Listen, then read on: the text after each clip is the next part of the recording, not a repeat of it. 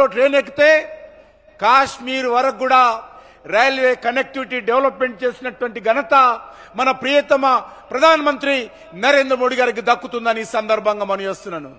అదేవిధంగా ఈరోజు వెనుకబడిన ప్రాంతాల్లో కావచ్చు, దేశంలోని అన్ని జిల్లాలలో, అన్ని రాష్ట్రాలలో జాతీయ రహదారులు ఏ రకంగా అభివృద్ధి జరుగుతూ ఉన్నాయో మనం చూస్తూ ఉన్నాం.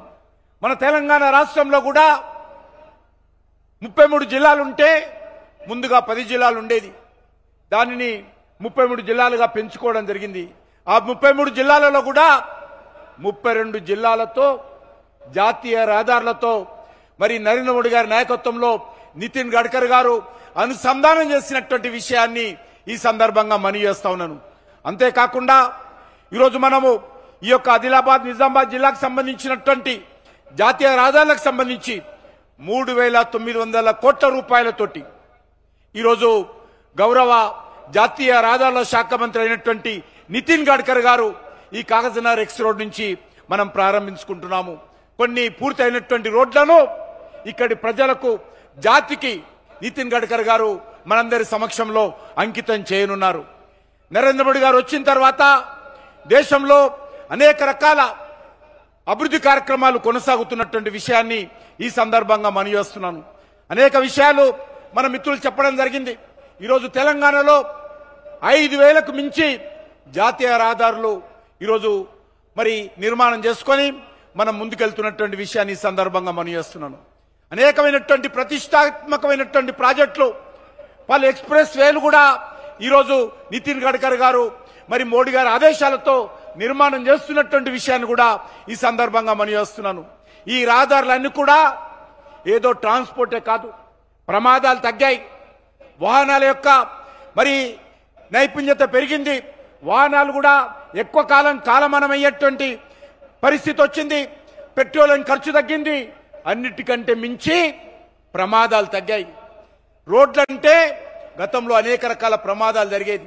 ఈరోజు నరేంద్ర మోడీ గారు వచ్చిన తర్వాత, నితిన్ గడ్కరీ గారి నేతృత్వంలో రహదారుల అభివృద్ధి జరిగిన తర్వాత ప్రమాదాలు చాలా తగ్గినటువంటి విషయాన్ని కూడా ఈ సందర్భంగా నేను మనవి చేస్తా ఉన్నాననే విషయాన్ని ఈ సందర్భంగా మనవి చేస్తున్నాను.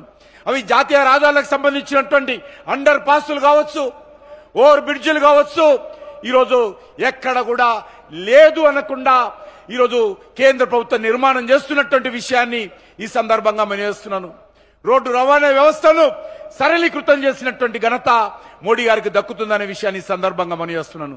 అంతేకాకుండా ఈరోజు తెలంగాణ రాష్ట్ర అభివృద్ధి కోసం అనేక రకాలుగా అంకిత భావంతో పనిచేస్తున్నటువంటి విషయాన్ని మనవి చేస్తున్నాను. ఈరోజు దేశంలో నరేంద్ర మోడీ గారి ప్రభుత్వము అది రోడ్ కనెక్టివిటీ కానీ, అది రైల్ కనెక్టివిటీ కానీ, అది విమానాల కనెక్టివిటీ కానీ, అది వాటర్ వే కనెక్టివిటీ కానీ ఈరోజు కేంద్ర ప్రభుత్వము అంకిత భావంతో పనిచేస్తున్నటువంటి విషయాన్ని ఈ సందర్భంగా మనవి చేస్తున్నాను.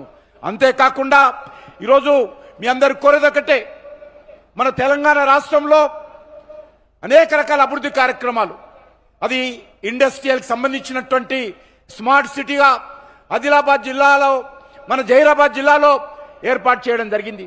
దేశవ్యాప్తంగా 7 మెగా టెక్స్టైల్ పార్కులు వస్తే మన తెలంగాణకు వరంగల్కు ఒకటి ఇవ్వడం జరిగింది. కాజీపేటలో 800 కోట్ల రూపాయలతోటి railway coach factory, RMU rail manufacturing unit మంజూరు చేయడం జరిగింది. అదేవిధంగా ఈరోజు రామగుండంలో NTPC ఆధ్వర్యంలో 12,000 కోట్ల రూపాయలతో 800 మెగావాట్ల పవర్ ప్రాజెక్టు ఈరోజు జాతికి అంకితం చేసిన విషయాన్ని సందర్భంగా మనవి చేస్తున్నాను. అదేవిధంగా